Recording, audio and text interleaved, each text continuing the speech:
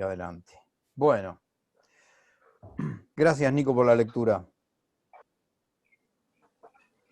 Estos son algunos de los milagros que el Señor realizó.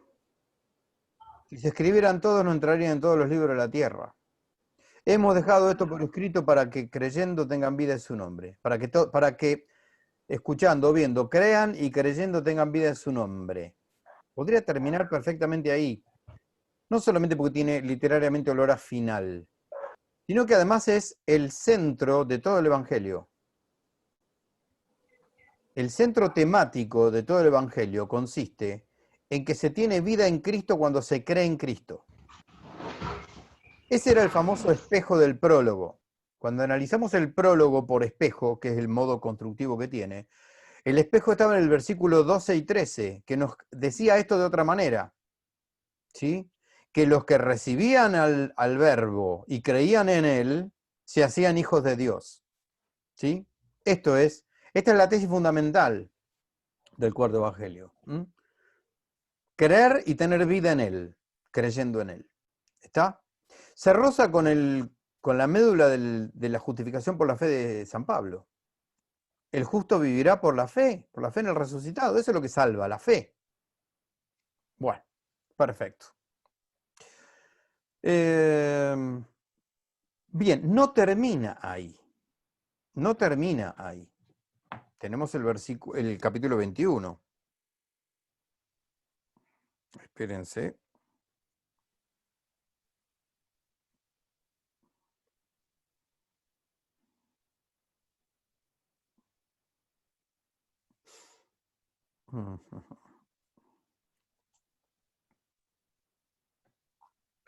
Después de esto, 21:1, Jesús se manifestó otra vez a los discípulos a la orilla del mar de Tiberíades.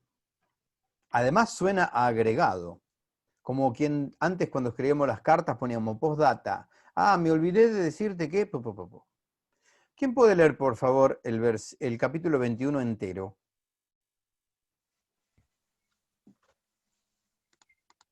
Yo tengo de Jerusalén y de Libro del Pueblo de Dios para leer.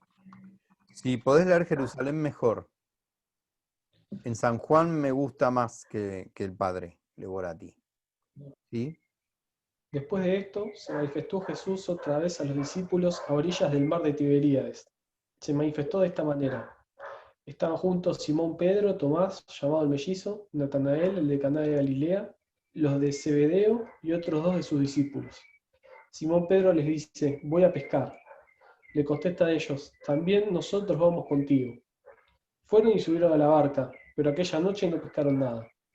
Cuando ya amaneció, estaba Jesús en la orilla, pero los discípulos no sabían que era Jesús. Dícele Jesús, muchachos, ¿no tenéis pescado?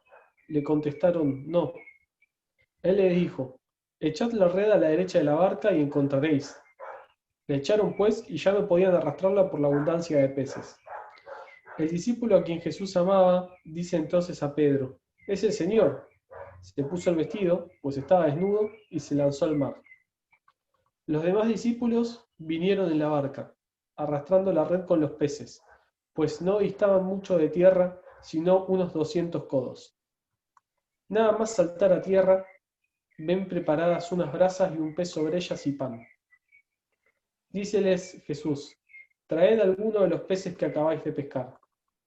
Subió Simón Pedro y sacó la red a tierra, llena de peces grandes, 153. Y aun siendo tantos, no se rompió la red. Jesús les dice, venid y comed. Ninguno de los discípulos se atrevía a preguntarle, ¿quién eres tú?, sabiendo que era el Señor. Viene entonces Jesús, toma el pan y se lo da, y de igual modo el pez. Esta fue ya la tercera vez que Jesús se manifestó a los discípulos después de resucitar de entre los muertos. Después de haber comido, dice Jesús a Simón Pedro, Simón de Juan, ¿me amas más que estos? Le dice él, sí, Señor, tú sabes que te quiero. Le dice Jesús, apacienta mis corderos. Vuelve a decirle por segunda vez, Simón de Juan, ¿me amas? Le dice él, sí, Señor, tú sabes que te quiero. Le dice Jesús, apacienta mis ovejas. Le dice por tercera vez, Simón de Juan, ¿me quieres? Se entristeció Pedro de que le preguntase por tercera vez. ¿me quieres? Y le dijo, Señor, tú lo sabes todo, tú sabes que te quiero. Le dice Jesús, apacienta mis ovejas. En verdad te digo, cuando eras joven, tú mismo te ceñías e ibas a donde querías. Pero cuando llegues a viejo, extenderás tus manos y otro te ceñirá y te llevará donde tú no quieras. Con esto indicaba la clase de muerte con que iba a glorificar a Dios. Dicho esto, añadió, sígueme. Pedro se vuelve y ve siguiéndoles detrás al discípulo a quien Jesús amaba, que además durante la cena se había recostado en su pecho y le había dicho, Señor, ¿quién es el que te va a entregar? Viéndole Pedro, dice a Jesús, Señor, ¿y este qué? Jesús le respondió, si quiero que se quede hasta que yo venga, ¿qué te importa? Tú sígueme. Corrió pues entre los hermanos la voz de que este discípulo no moriría. Pero Jesús no había dicho a Pedro, no morirá, sino, si quiero que se quede hasta que yo venga. Este es el discípulo que da testimonio de estas cosas y que las ha escrito, y nosotros sabemos que su testimonio es verdadero. Hay además otras muchas cosas que hizo Jesús. Si se escribieran una por una, pienso que ni todo el mundo bastaría para contener los libros que se escribieron. Bueno, hay de todo acá, ¿eh? Cosas muy hermosas además, muy lindas. Bueno, vamos a lo nuestro. Medio árido, medio árido como estamos estudiando San Juan, ¿eh? No lo estamos escuchando mucho a Juan. Gracias, Nico.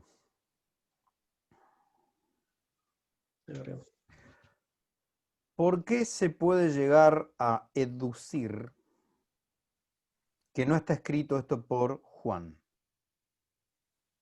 O por lo menos por la mano redaccional que ha escrito los otros 20 capítulos. Adelanto un poquitito la clase de la semana que viene. Vamos a estudiar como último problema literario el autor del cuarto evangelio. Porque el autor del cuarto evangelio se nombra a sí mismo, pero no dice soy fulano de tal. Se dice con una característica: el discípulo al que el Señor amaba. Así se autodenomina: el discípulo al que el Señor amaba.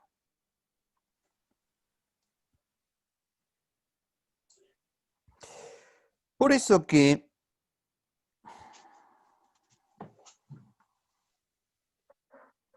el versículo 21,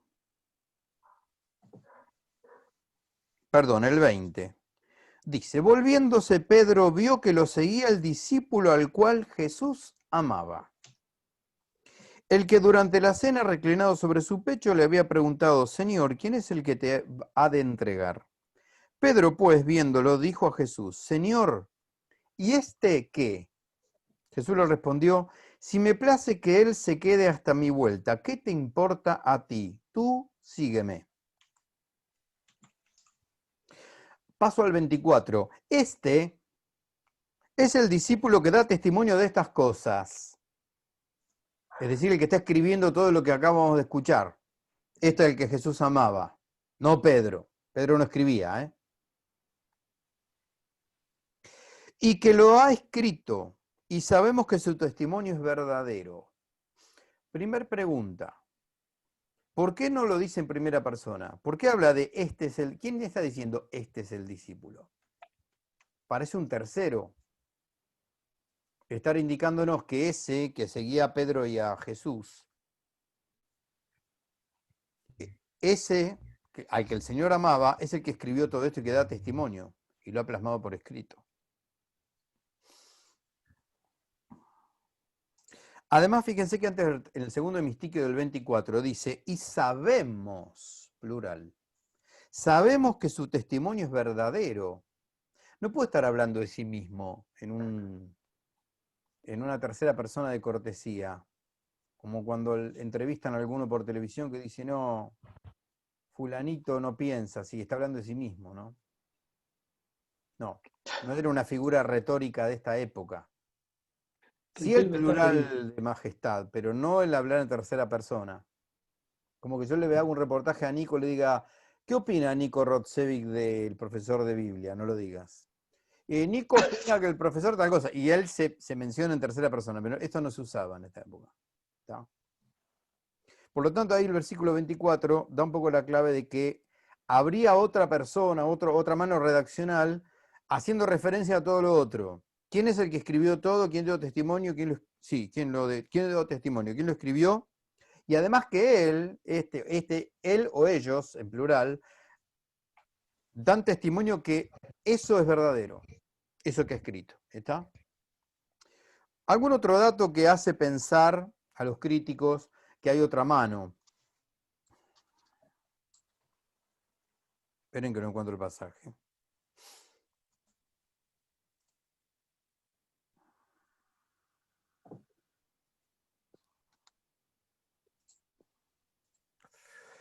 El versículo 2 es la única vez en todo el cuarto evangelio que se menciona a los hijos de Zebedeo. No se los menciona en ningún otro momento. Ya me estoy metiendo un poquitito también en la clase de la semana que viene. Porque si alguien va a estar ausente en este cuarto evangelio es Juan, el hijo de Zebedeo. Juan el apóstol, este que le atribuimos la autoría del cuarto evangelio, no se nombra nunca. Por otro lado, estadísticamente, es el evangelio que más veces nombra a los discípulos con su nombre. A Pedro lo nombra 50 veces, cuando Mateo lo nombra 29, por ejemplo. San Juan lo nombra 50 veces. Y a Juan no lo nombra nunca. Los nombra a los demás discípulos en determinadas escenas, pero siempre habla de y el otro discípulo, o el discípulo que el Señor amaba, o el discípulo que se recostó en el pecho del Señor, pero nunca dice cómo se llama, mientras que a los otros los nombra con pelos y señales, siempre. Llamativo. Algunos críticos le han llamado eso argumento del silencio, lo tenemos que ver la semana que viene. Ni siquiera se cita a la familia de Juan, que es la de Zebedeo, ¿no? Acá sí. En el versículo 2 se dice: Simón Pedro, Tomás llamado el mellizo, Natanael, el de Caná de Galilea, los hijos de Zebedeo. La primera vez que aparece esa mención. Puede ser entonces que ya no esté escribiendo Juan. ¿Me explico? ¿Sí? Bueno, eso contrasta con el resto. Estamos en el tema de las adiciones, de los agregados, de más de una mano redaccional. Estamos analizando algunos aspectos literarios de este enjambre universal que es el cuarto evangelio. Es un mundo, desde el punto de vista literario nomás. Bueno, ustedes en las bibliografías que yo di a principio de año van a encontrar abundantísimos datos y análisis, mucho más o menos que los que hemos hecho acá en clase, sobre todo en esa colección de estos autores franceses editados en 2 tomos en Herder. Introducción a la Biblia, tomo 2. Porque a estos franceses les encantaban estas cosas. Sí, así que ahí van a tener un montón de cosas para seguir sobre todo para poder agudizar un poco el tema del análisis literario. Respecto, ya que estoy hablando de la bibliografía de este tema, otras 2 fuentes que yo mencioné a principio de año y que han recorrido un poco el desarrollo de la materia, son las Biblias comentadas que hay en Editorial Bach, una de la de los profesores de Salamanca y otra la de los padres de la Compañía de Jesús. Ahí en el cuarto evangelio tienen más que nada análisis más bien teológicos en esas 2 fuentes, profesores de Salamanca y jesuitas.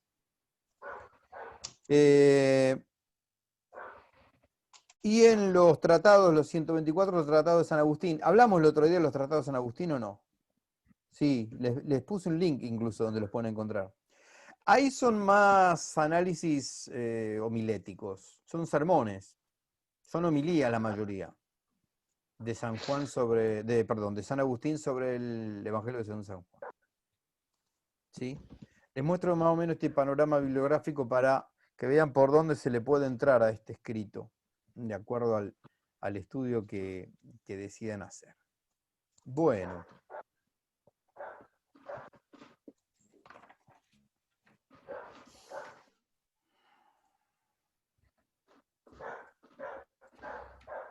Creo que me voy a meter con el tema del autor, ¿eh? Tanto que estuve anunciando la clase que viene. Tenemos un rato todavía, ¿no? Sí. ¿Cuánto nos quedará? No tenemos tiempo ahí, ¿no? Bueno, qué sé yo, no sé, 20 minutos nos quedarán. Sí, 23 minutos más o menos. 23 minutos más o menos, bueno, vamos a poder meternos acá. Bueno.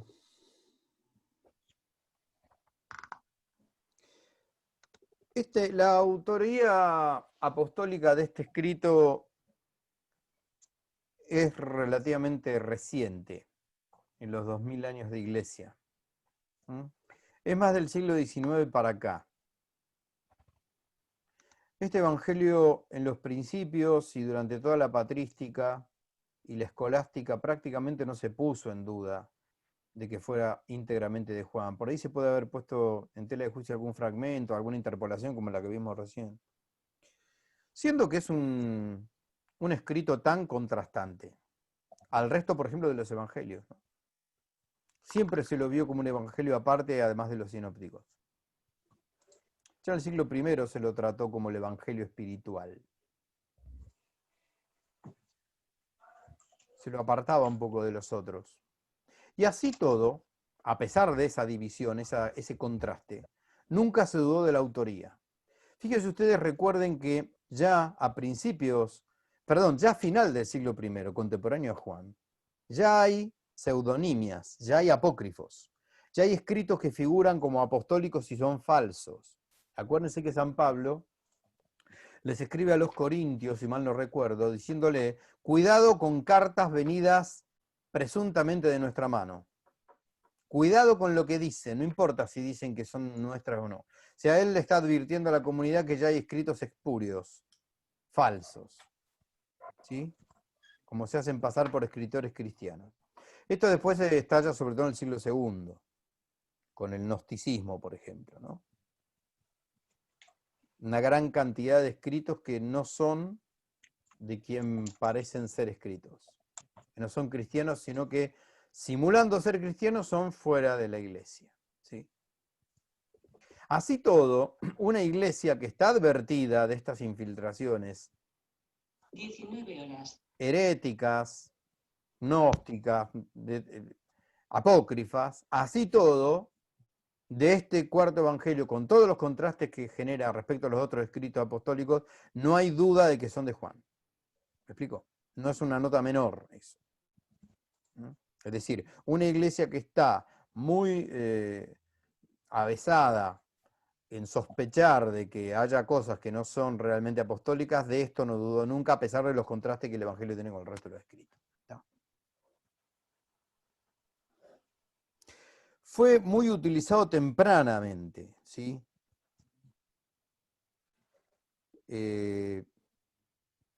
Policarpo, Papías, San Justino, Pastor de Hermas, lo citan permanentemente.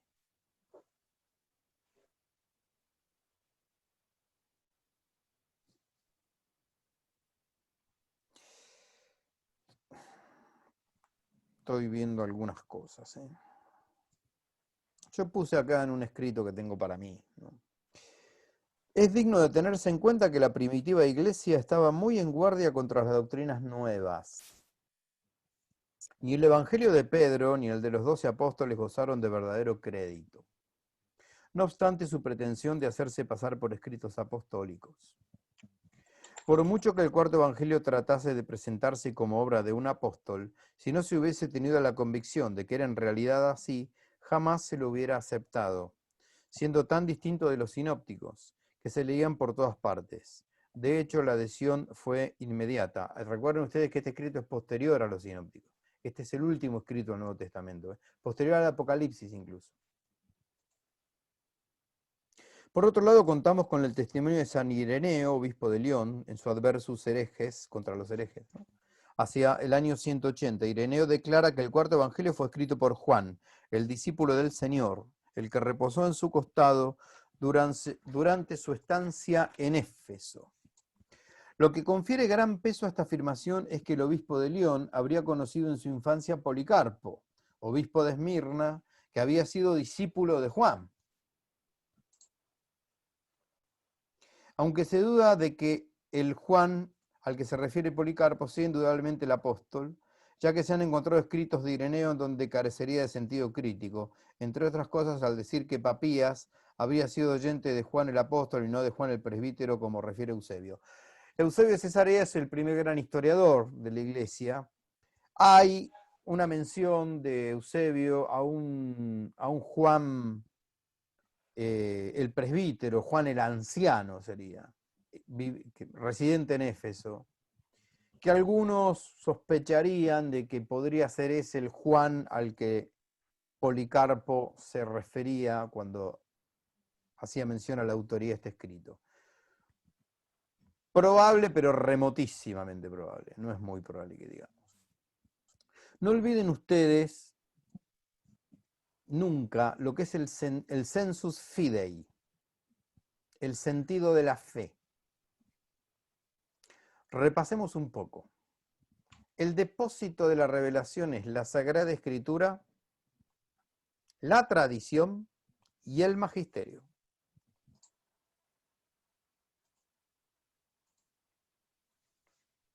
Nunca más necesario que hoy esto, que esta semana tan convulsionada.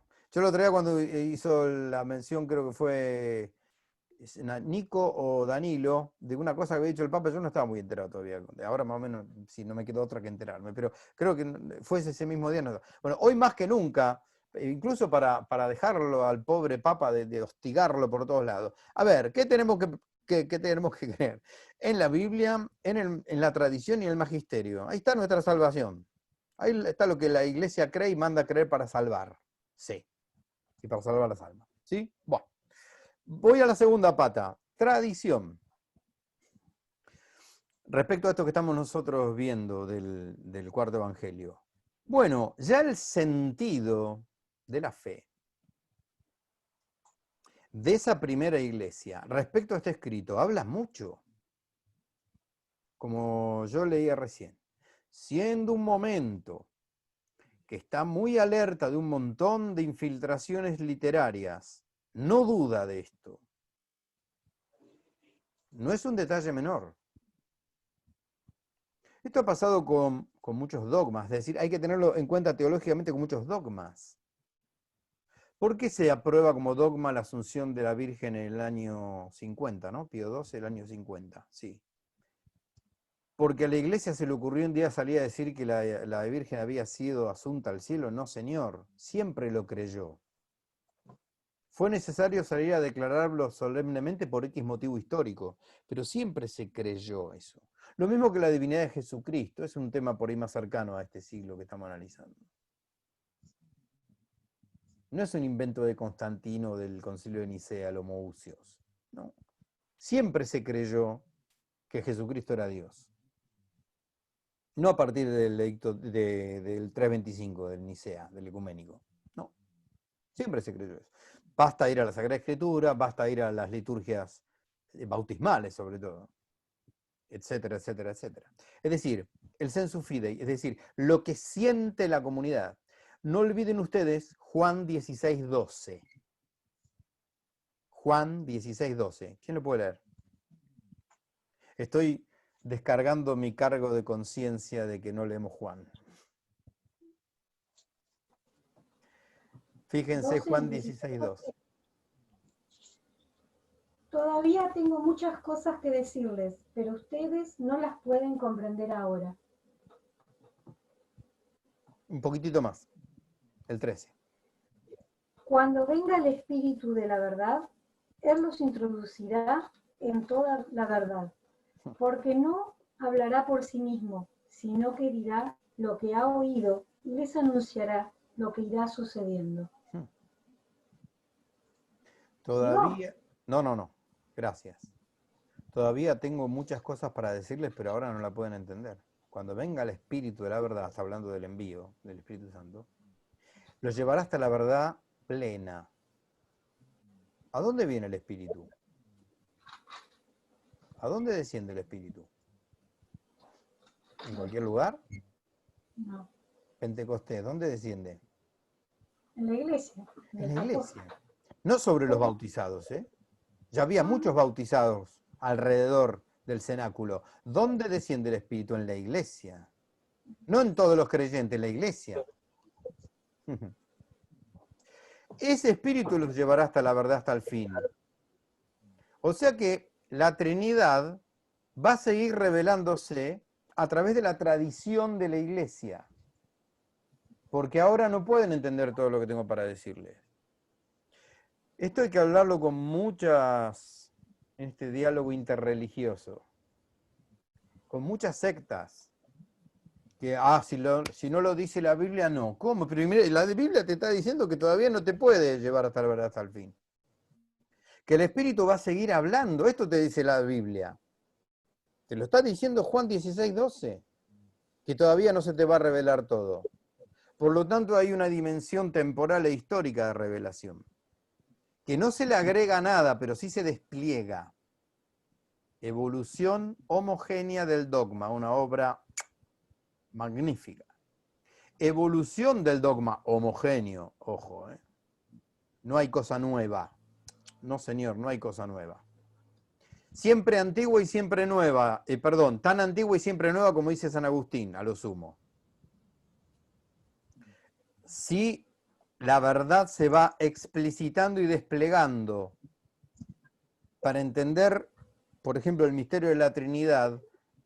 Se necesitaron todavía 3 siglos más para entenderlo un poco, para poder entender cabalmente la distinción de personas sin la confusión de la sustancia, por ejemplo.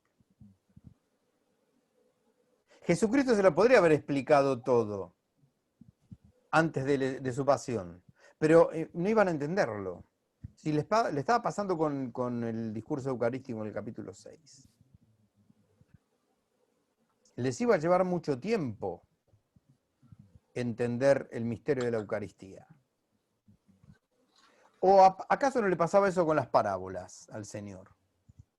Señor, muy linda la parábola del sembrador, ¿por qué no nos explicás qué quisiste decir? La parábola del sembrador es una de las parábolas que figuran en los evangelios como explicada, porque se la escucharon, pero después tuvieron que ir en privado a que él se la explicara porque no la entendían. Qué era la semilla, qué era el terreno pedregoso, etcétera, etcétera, etcétera. Estamos hablando de una parábola. Ni hablar de los grandes misterios, ¿no?, que vino a revelar Cristo. Nada más ni nada menos que la vida intratrinitaria. El misterio de la encarnación y el misterio del Espíritu Santo. Están acá en el cuarto evangelio. Entonces, que la tradición del primer y segundo siglo no hayan dudado de la autoridad de este escrito, no es un detalle menor.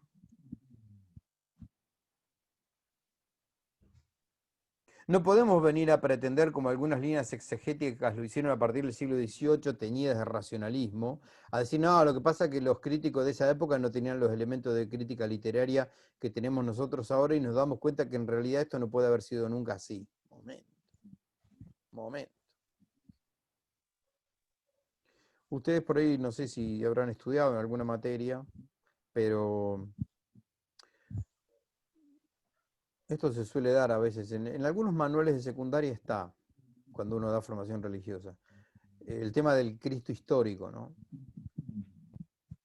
Con el iluminismo europeo de fin del siglo XVIII, hay toda una invasión exegética, racionalista, que intenta desmitificar y desprover a toda la Sagrada Escritura de sobrenaturalidad. ¿Sí? Y bueno, eso de vez en cuando aparece. Aparece dentro de la iglesia, ¿eh? No es el ateísmo de Robespierre el que decía esto. No. Son líneas de interpretación dentro de la iglesia, ¿sí? Para lo cual el magisterio ha sido bastante claro en condenarlas. Se me viene el magisterio de León XIII, se me viene el magisterio de San Pío X, el mismo Pío XII también, Benedicto XV, ¿sí? Magisterio en materia bíblica, de errores exegéticos, ¿sí? es decir, de líneas de interpretación que no se condicen con el sensu fide, es decir, con la que la Iglesia ha creído siempre por todos y en todo lugar. Algo así dice. Ese es el sentido de la fe. Una fe que es comunión, que es un sentir de común unión. Eso es una cosa que no puede dejar de estar en ninguna época. Yo insisto mucho con estas cosas, porque después con puntuales problemas en la catequesis, en la vida de la iglesia, en la enseñanza de la teología, en el aula me estoy refiriendo, y en la vida de cada uno de nosotros, no hay que olvidarlos, porque solucionan controversias, solucionan problemas. Porque viene el alumno muchas veces, me parece que Danilo se fue, pobre. Bueno, está haciendo grado igual. Muchas veces, profe, el domingo en la misa mi párroco dijo esto, X cosa. Bueno, perfecto. Y a mí me parece que por lo que vimos en tu materia de otra cosa, en el manual, la cosa es distinta. Bueno, vamos a ver, ¿dónde ponemos lo que dice el manual, por qué lo dice el manual? Y lo que dice tu párroco, qué es lo que dice y por qué lo dice. ¿Y dónde hay que ponerlo en tu vida de bautizado, de cristiano? ¿En qué lugar tenés que poner cada cosa? Esto va desde el cura de tu parroquia hasta el obispo de la última diócesis del planeta, hasta el papa o hasta la viejita que está rezando en el último banco del rosario en una parroquia de pueblo. Todo bautizado habla y opina, y está muy bien porque piensa en lo que cree, está muy bien que lo haga. Pero no hay que perder nunca la visión de conjunto de dónde está cada cosa.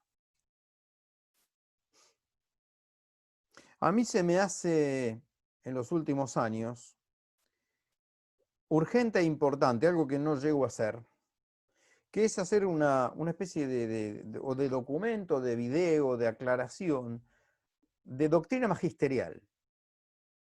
¿Sí? Para acomodar, bueno, porque yo veo confusión incluso en colegas, ¿no? Y me incluyo, que a veces uno tiene que ir de vuelta a los libros a repasar alguna cosa. ¿Qué es magisterio ordinario? El otro día Nico preguntaba qué era ex cátedra, ¿no? ¿Qué es magisterio ordinario? Primero, ¿qué es magisterio? ¿Qué es magisterio? No cualquier cosa que dice un diácono, un presbítero o un obispo es magisterio. No. ¿Qué dentro de lo que es magisterio, qué es ordinario y qué es extraordinario? ¿Sí? Eso hay que tenerlo en claro para ejercer esto. ¿Sí? Sobre todo en el mundo que estamos viviendo, donde la información vuela a los cuatro vientos todo el día, por todos lados. ¿Sí? Bueno. Muy bien.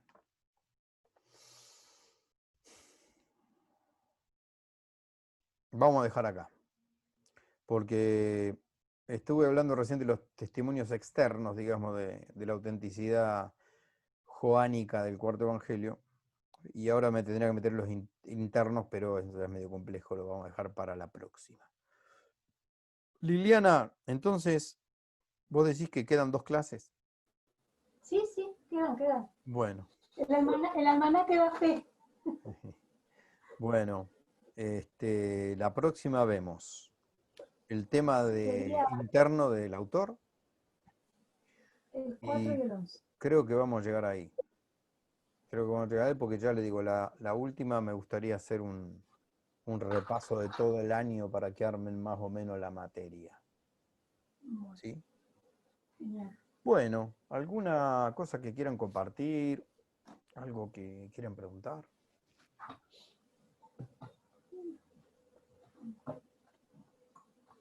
Nico, ¿pudiste ver lo de Ana Catalina? Sí, me lo bajé todo, pero no lo empecé a leer. No vaya a ser que cometa tu mismo error. ¿Qué error cometí? ¿Cuál de ellos? De empezar a leerlo sin tiempo. Ah, no, pero te vas a enganchar enseguida porque es muy llevadero. Hay de ese link bajé un tomo que está recontra mal traducido. El tomo 6. Lo estoy leyendo ahora. Me tuve que buscar otro porque que es casualmente la segunda parte de la vida pública. Muy mal traducido está. No porque yo sepa alemán, no lo sé. Pero no se puede leer fluidamente. ¿Sabes lo que encontré? ¿Saben lo que encontré en YouTube? Gente que está haciendo audiolibros. Pero gente que lee, no máquinas. ¿Vieron que hay robots que leen? Claro. No, gente que lee y gente que lee muy bien. Y esa obra, algunos de los tomos de esa obra, los encontré en un canal que se llama El Rosario de las 11 p.m. Si quieren anotar. El Rosario de las 11 p.m. es una española que lee muy bien. Y de Ana Catalina ha leído todo lo que es la vida oculta de la Virgen María. Lo de la revelación de los últimos tiempos, Nico, que vos me preguntabas, eso está entero y muy bien leído. Y otro canal que encontré también de audiolibro, donde esta obra está, se llama Tesoros Católicos. Gente realmente que está haciendo un apostolado, porque te digo que hay que leer, ¿eh? Los 15 tomos de Ana Catalina, grabarte y subirlo, hay que tener convicción, ¿eh? Sí. Bueno, eso. Acá lo encontré. Ya. No salgo de la compu en las próximas horas. Bueno, muy bien. Gente, si no les parece mal, nos despedimos y en un rato subo todo. Bueno, Gracias. que siga bien la semana. Nos vemos. Gracias igualmente. Gracias, igualmente. Adiós, adiós.